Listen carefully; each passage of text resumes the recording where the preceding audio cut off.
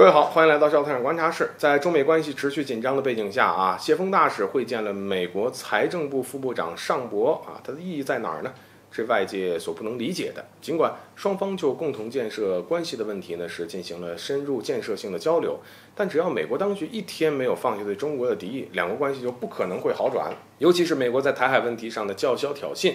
而基于此我们起初也是不能理解的。只不过关注的点是在于美国为什么一边寻求积极接触，一边又针对中国渲染所谓的中国威胁论，而美国密集改变对华态度，这不矛盾吗？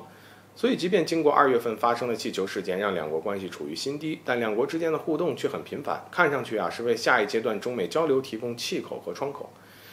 但其实这个对话的频次的上升并不代表关系的解冻。有没有一种可能，美国如此积极的寻求与中国对话都是假的呢？还是那句话美国想要通过这种方式把中国塑造成不想改变中美紧张关系的责任人。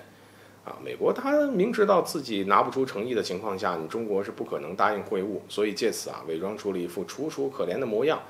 毕竟如果真的你想要缓和两国的关系美国就不会一而再再而三的去触及中国的红线，而在台海问题上制造事端。你抛开之前的不说，近来关于台海又有2把火在烧。据悉，中美两国军舰差点在台海开火那么按照美军方的说法，一艘中国军舰在台湾海峡以不安全的方式在一艘美国军舰附近航行，两舰最近距离是不足140米。然后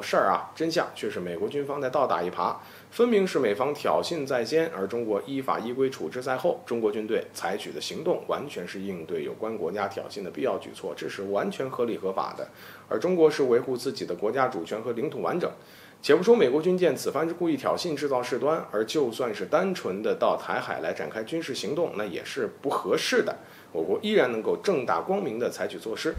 另外，实际上在这之前，中美防长才在相会上因为台海问题吵得火热，而中方的态度是美方不能一边呼吁沟通交流，一边继续损害中国的利益。台湾地区是中国的一部分，怎么解决那是中国人自己的事儿，不允许任何外部势力插手干涉。而美方的态度却是美国在印太地区的军事部署是为了帮助盟友增强防御能力，其真正关切的是地区的团结和安全。谁都知道美国说的是假话，不管说服菲律宾新开设4个军事基地，还是把海军陆战队最先进的编队第12的陆战队滨海团部署到日本，这美国的目的都是为了对付围堵中国，并且阻止我们收台。